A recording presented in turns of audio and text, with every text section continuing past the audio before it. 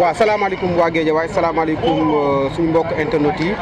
Guédiawaye TV ak Kep TV ñëw tey vision ñëw def déplacement fii si terrain espoir bu Guédiawaye mu nekk benn équipe bi nga xamante ni aussi équipe division régionale lay évoluer fii si Guédiawaye donc ñu ñëw aussi def déplacement xool ñoom aussi naka la ñuy évoluer ak naka la ñuy préparer seen saison bi nga xam ci lañ ñëw aussi am benn cri de cœur mën naa ko wax tamit boo xam te war nañ ko wax aussi ak lenn nga xam te ni war nañ ko def déclaration ci stade Ndiarème bi nga xamante ni tijji nañ ko bu yàggul dara aussi ñëw xool aussi ñoom naka lañ ci lan moo ci seen réaction ak lan moo ci seen vision ñu ngi ak le directeur technique monsieur Amadou Diop Diagne yaakaar naa ne kenn du ko présenté fi ak Guédiawaye ñu bàyyi ko mu def présentation ak ñu dugg ci question yi monsieur Diop Diagne ñu ngi lay nuyu baax a baax. waaw asalaamaaleykum suñu mbokku presse yi nga xam ne ñëw nañ fi tey pour waxtaan si ak ñun ci cadre sport bi waa Kep Vision ak waa Guédiawaye Info donc man maay Amadou Diop Diagne ñu gën ma xam si turu Diop Diagne man entraîneur de football la man maay directeur technique gu équipe bi. bon ci sama càmmañ am naa fi ku ñuy wax Djibi Camara moom aussi entraîneur la mais dirigeant la aussi ci équipe bi membre fondateur la. Samba Fall aussi entraîneur la ci équipe bi moom moo yore cadets yi.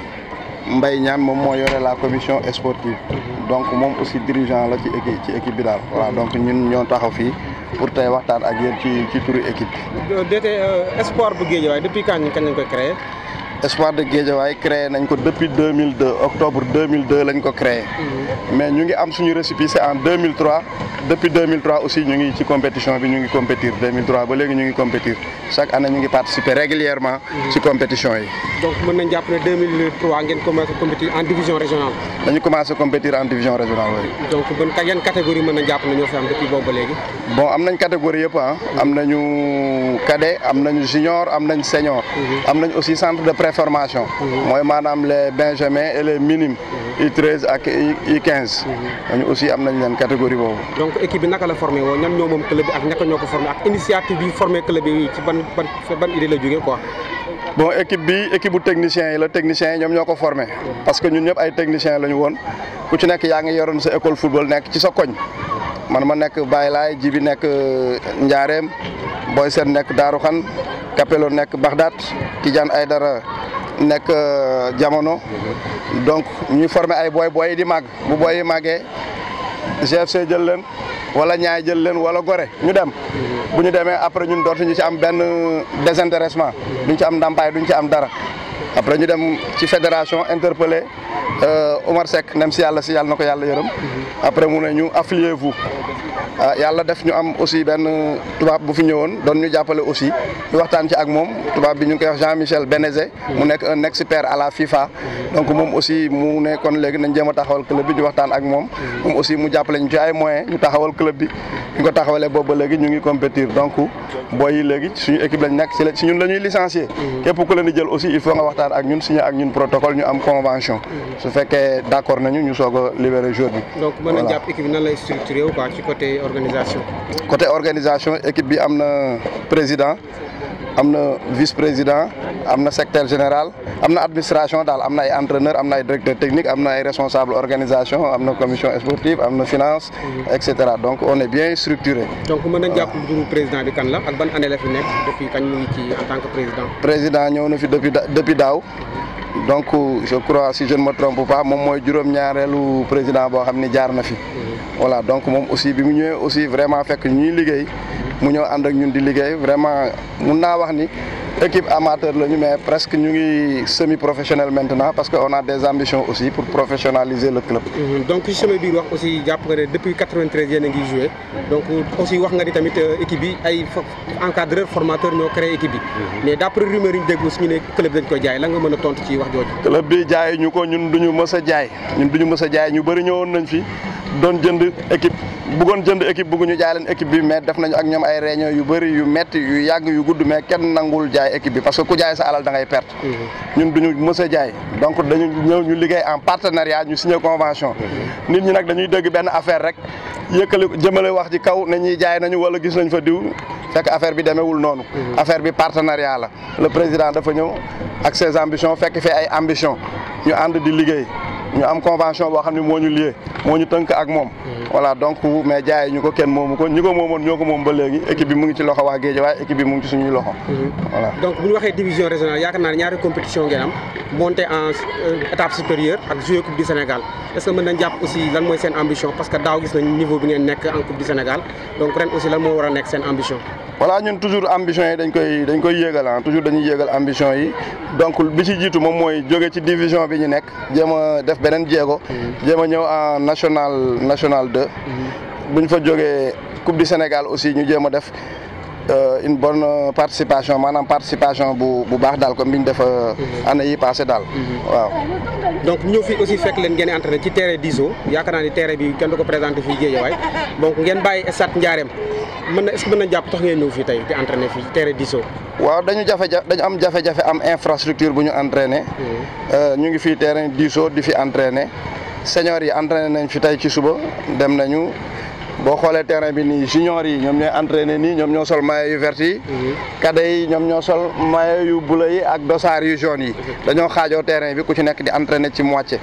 te xam nga ni loolu nekkul loo xamante ni vraiment dina tax ñun ñu mën a développer football bi développement bi ci war daal. donc développement bi jiitu ci sport moom mooy infrastructure bu ñu koy wax maanaam. terrain moo jiitu même football sax li ko tënk loi yi ko tënk loi numéro 1 football terrain de football la pour nga football il faut nga am terrain donc xale yi aussi pour ñu mun a nekk ay talent parce que ëllëg bu ñu jógee fii dañu aspirer nekk ay futur Sadio Mané wala yu demee noonu donc peut-être conditions yi difficile na mais bu ñu amee infrastructure bi ci la ñuy gën a adapté woo ci la ñuy gën a mun a exprimer woo daal donc ci la formation bi di gën a mucc ayib daal. donc catégorie yi nga wax sànq naka lañ mën a dajale woo si terrain bi entraîné fi toute la journée. maanaam répartition heure yi nan la mën a demee fois ci terrain bi. parce que terrain bi bon ñun moomuñu ko terrain quartier la am na ñoo xam ne aussi ñoom ñoo fi nekk. dañu am ay ndaw yooyu aussi dañuy soxla pour tàggat seen yaram donc bi ñu waxtaanee ak ñoom aussi ñu may ñu yenn heure yoo xam ne dañ fiy ñëw ñun aussi di ko entraîner parce que dañ doon fay mais après bi ñu xoolee ni fay bi aussi dafay metti bon ci lañ dem waxtaan ak seen i dirigeants ñu waxtaan ba trouver ak ñoom accord ñu may ñu ñuy ñëw. ñaari ngoon lañ fiy ñëw ak suba gi ñoom nee nañ saa bu ñu buggee ñu ñëw dañuy ñëw suba gi daal saa bu ñu buggee suba gi mais suba gi petite catégorie bi mënuñu ko entraîner parce que ay élèves lañu te ñun ay éducateurs lañu njàng xale yi moom moo jiitu d'abord dañoo war a favoriser xale yi ñu jàng donc condition yoo xam ne dañuy jàng mu baax dañ koy war a favoriser moo tax duñu bugg ñoom ñuy entraîner suba gi parce que bu ñu leen forcer ñuy entraîner suba gi mun na leen jaral ñuy daw jàng te su boobaa day yàq seen njàng te comme duñu jàngi ngoon gi nañuy fexe di entraîner ngoon gi ñoom ñëpp muy cadets yi muy juniors yi muy préformation bi ñoom ñëpp ñu fexe ñuy entraîner ngoon gi loolu moo waral ñu ñëw fii ci ngoon gi donc avant ngeen di ñëw fii yaakaar naa ne avant ñu defee stade Ndiarème bi foog Ndiarème ngeen daan entraîner seen ci yëpp donc ñu réflexion waat defar ko donc mu nekk état bu baax état gazon synthétique lan mooy problème bi foofu ba mu leen fa di entraîner seen match yi. bon Ndiarème mooy suñu siège social sax mooy suñu base aussi affectif parce que moo nekkoon suñu lépp fa lañ ko doon defee lépp fa lañ ko defee. miir bi dafa daan daanu sax ñu nekk fa di def ay investissement bon ñu coupé ndox mi ñuy dem di fay ay ndox di uti di xëcc foofu ndox di xëcc foofu courant di xëcc foofu compteur fa la suñu boy yi doon regroupé fa lañ doon defee suñu réunion yi suñu lépp daal fa lañ ko doon defee quoi vraiment suñu kër la woon quoi parce que ñun ñoo nekk fii ci gox bi ñun ñooy équipe bu gox bi te yaakaar naa infrastructure fu mu nekk aussi équipe bu gox ba moom moo fay nekk donc yàlla def na ni Guédiawaye département la département nag bu ñuy wax département dafa war a am ay club yu bëri mais yàlla def na ni Guédiawaye ñun rek ñoo fi nekk ñun ak Guédiawaye football club donc ñoom ñu ngi basé wu Amadou Barry ñun ñoo nekkoon stade Ndiarème mais stade bi ñu ko defaree ba léegi ñëpp fi moo nekk seen jubluwaay donc directeur bi ñu fi nommé aussi bi ñu ko fi nommé bon dafa ne woon daf ñuy jox ay fan ñun ñu ne ko fii suñu base la woon fii lii lañ fi amoon dañu bëgg nga delloowaat ñu ci sañ-sañ biñ fi amoon ak liñ fi amoon. donc delloowaat ci sañ-sañ boobu mooy lan quoi. mooy maanaam ñun ngoon bu ci nekk ñoo fa doon nekk 3 heures ba timis. 3 heures lañ fa daan nekk ba timis suñu catégorie yëpp fa lañ daan entraîner daaw ñu génn daaw ñu dem fenn fa lañ doon defee lépp suñu match compétition yi aussi fa lañ koy recevoir. fa lañ ko daan recevoir ba terrain bi nekkee Ganous ba niñ ko defee latérite. yëpp foofu lañ doon nekk ñun ñoo ko doon occupé ñun ñoo fa doon nekk bu ñu sañoon daal lañ fa amoon ñu delloowaat ñu ko pour ñu gën a mën a taxawal suñu projet daal. waaw parce que moom dimanche passé dafa def benn woote pour ñu xool nan la ñu organiser stade bi donc mu gis ne aussi club yi comme ni nga ko gisee yow ak Guédiawaye football club yéen def nekk actuellement comme club ku nekk jox nañ la 6 heures de temps dans la semaine est-ce que gisoon loolu aussi c'est un peu kii quoi. 6 heures de temps réglé wul problème bi bon moo tare neen nag mais réglé wul problème bi bon man li may wax mooy Guédiawaye yàlla def na mu nekk département boo xam ne am na ñaari stade ñaari club nekk fi ku ci nekk nañ la jox ngay entraîner waruñu am problème pour suñu club yi nekk fii ci gox bi nekk clubu gox bi doomu gox bi nekk fi encadreur gox yi cadre yi nga xam ne ñu ngi développé sport nekk fi vraiment war nañ leen jàppale jox leen heure yi ñuy soxla ñu gën a mun a développé sport bi parce que loolu moom moo war a jiitu location bi baax na dina indi xaalis mais nag dañoo war a jël en compte préoccupation population bi bon ñun nag wax nañu ak moom nee na moom ndaw la dañ ko fee teg ci kaw loolu maire moo ko fi teg donc nee na lu ko maire wax rek loolu lay def bon ñun nag xamuñu lu ko maire wax xamuñu lu ko maire waxul l'essentiel daal yàlla xam na ni aussi maire bi mu fi nekkee ba léegi 2014 ba léegi ñun aussi bind nañu lettre audience à chaque année dañuy bind lettre audience pour gisanteeg Alioune Sall maire bi mais yàlla def na gisanteeguñu ak moom boobu ba léegi même décembre bi passé rek bind nañu lettre pour problème stade Ndiarème bi wax ko dañ defal mise à disposition bind nañ ko demande d'audience tamit pour toog ak moom waxtaan ak moom ñu wax ko mu dégg moom aussi mu wax ñu dégg ñu échanger jéem a waxtaan ak moom jéem a xool nu ñuy jàppee affaire bi mu dem ci kanam parce que moom mooy maire dëkk bi ñun moom la ñuy waxal moom la ñu bëgg aussi mu àddu ci problème bi ñu toog ak moom waxtaan ak moom mu xool yan mooy problème yi ak lan la ci mën a indi comme saafara mu saafara ko parce que ñun moom lañ fi teg moom lañ fi fal moom moo fi nekk moom la ñuy waxal moom mooy suñu interlocuteur moom dañ ko fee fal pour mu régler problème mu askan bi donc ñun aussi yaakaar nañu bokk nañ ci njabootam mbaam lu muy gàtt ci jur gi la bokk donc war na wax ak ñun war nañu recevoir c'est un droit loolu la ñuy réclamer mu toog ak ñun wax ak ñun ñu waxtaan ak moom ñu xool nu mu gën a rafete daal ñu doxale noonu daal waaw. voilà naka nga gisee ñaari benn département bi nga xam ne am na ñaari stade fonctionnel. bon département bi am na ñaari stade fonctionnel moo tax club yi nga xam ne ñoom ñoo fi nekk waruñu am benn problème yeneen entité yoo xam ne sax nekkuñu ay club tey yëngatu ci sport aussi war nañ ko yaatal ci ñoom lu mel ni école football yi lu mel ni association vétéran yi yu mel ni ay structure Kantelar wala yeneen ak yeneen bon gox bi bëri na ñuy def éducation physique et cetera ñu xool daal nu ñuy trouver ay planning yoo xam ne dina arranger ñëpp du yàqal kenn ku ci nekk xaj si ku nekk gis ci sa bopp parce que lii yëfu gox bi la il faut waa gox bi ñu impliquer leen il faut waa gox bi ñu taxaw ci aussi baax nañu taxawal comité de gestion boo xamante ni acteurs yëpp dañ ciy nekk ñuy toog di waxtaan di saytu stade bi nan lay doxee ak koppar yi fu muy dugg ak lépp ñu saytu lépp ci anam yu gën a rafete daal. voilà donc loolu la quoi. voilà donc est-ce que li nga wax sànq mooy bëgg ñu joxe leen heure yi ñu leen doon jox est-ce que di nga gis ne dina difficile parce que stade Ndiarème mën naa ni bon pratiquement Dakar yëpp fi la ñuy joué fi la ñuy entraîné ku ci mel ne douane ay ñaari tali NGB ñoom ñëpp fi la ñuy entraîné am nañ heure est-ce que yow réellement li ngeen bëgg dina mën a am pour ren. xam nga ñun ay cadre lañ ci sport bi. bon ñun ay cadre lañ ci sport bi xam nañ li mën a nekk ak li mënta nekk.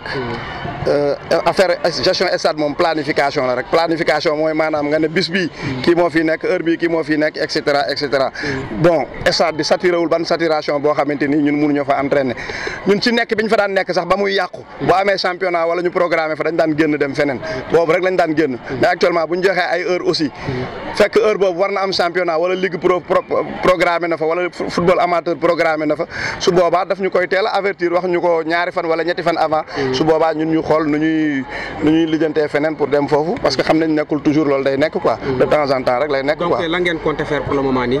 pour le moment donc ñun jaar nañ fi ñu war a jaar li ñu war a def yëpp def nañ ko actuellement dugal nañ suñ demande d'audience dugal nañ suñ demande de mise à disposition demande d'audience mooy maanaam gisanteeg kilifa gi dugal nañu aussi pour ñu jox ñu delloo ñu suñu sañ-sañ ak suñu yelleef yi ñu fa amoon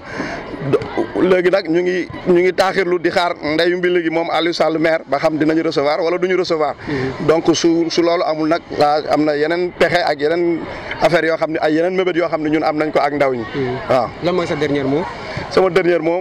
maa ngi leen di remercier maa ngi remercier Cap Vision maa ngi remercier aussi Guédiawaye Info ci vraiment ñëw bi ngeen ñëw pour taataan suñuy soxla ak suñuy mébét pour mun ko jàllale ci Sénégal gi yëpp waaw parce que yaakaar naa seen médias yi Sénégal gi yëpp a koy déglu même sur le plan international sax voilà donc aussi ma xamal leen ni sport nekkul loo xamante ni ku ko xamul waru ci dugg daal sport ku ko xamul waru ci dugg parce que dafa nekk lu doy waar ñun aussi en tant que éducateur en tant que formateur aussi joueurs yu ñu yore dañuy waxtaan ak ñoom di leen xamal ni sport il faut mu am lu mu àndal moo tax ñu ne dañuy def projet sport étude sport day am lu muy àndal day ànd ak njàng wala mu ànd ak métier parce que nekk footballeur rek topp football bi nga ne footballeur laa topp football bi ba football bi réussiroo ci ëllëg te fekk amoo woon beneen métier donc su boobaa di nga perte daal say morom dinañ la raw aussi quoi ça ne veut pas dire que ni booy yi nekk ci terrain bi dañuy nekk ay professionnel mais am na si ñoo xam ni yàlla mun na leen may chance ñu nekk ay professionnel mais am na ñoo xamante ni aussi bu fekkee am nañ seen métier te nekkuñu professionnel dañ mën a dem continuer seen métier daal. Voilà sama dernière question bon dama koy jël par rapport ci cadre football ba tey ñu gis na kenn ci international la yaakaar naa ni fi la ñu ci U20 ñu koy wax Boubacar Fall si je ne me trompe pas moom lañ nommé meilleur gardien boo xam te ne ci U20 yi fële à Guinée bu ngeen ko yëgee loolu naka la leen def. waaw ñun xam nañ ni xale bi am na talent vraiment dañ koy ñaanal rek bon lii njëlbeen la rek ñu ñaanal ko mu dem ba fi nga xamante ni foofu la bëgg a egg ci sommet bi ci football ci professionnalisme. mais moom lu mu mérité la aussi am na talent bi quoi donc ñun yor nañ ay talent am na ñeneen ñoo xam ni sax duñu moom mais moom comme moom la fa yàlla yóbboogum foofu. vraiment ñu ngi koy ñaanal mu góorgóorlu mu fexe ba dem fu gën a kaay foofu daal. vraiment fi la nekk ñun loolu la ñuy liggéey donc loolu rek la ñuy liggéey préparer booy ñu mën a nekk professionnel ñu nekk professionnel. ñu ko mënta nekk aussi ëllëg ñu nekk ay citoyens yoo xam ne dinañ tekki dinañ amal seen bopp njariñ dinañ amal askan bi njariñ am na ñeneen ñoo xam ne jaaroon nañ ci ñun ñoo leen formé mais nekkuñu ay joueurs professionnels mais léegi ñi ay ingénieurs lañu ñi ay alkaati lañu et cetera parce que ñun police ak armée la ñuy liggéey ci dëkk bi ñun loolu la ñuy liggéey ñun ay agent corps social lañu xale yi dañ leen di encadrer di leen jàppale di waxtaan ak ñoom aussi di leen gindi ba tax na duñu am jot pour dem nekk ji ay agresseur wala dem di toxi ji yamba wala di dem di def naka sudul noonu donc ñun ñu ngi contribuer ci stabilité dëkk bi donc dañu war a reconnaître dañu war a recevoir dañu war a wax ak ñun kenn waruñu ignorer donc dañu war a recevoir jox ñu cër parce que loolu la ñuy représenter ci gox bi fii daal voilà donc loolu laa amoon lu ma leen dox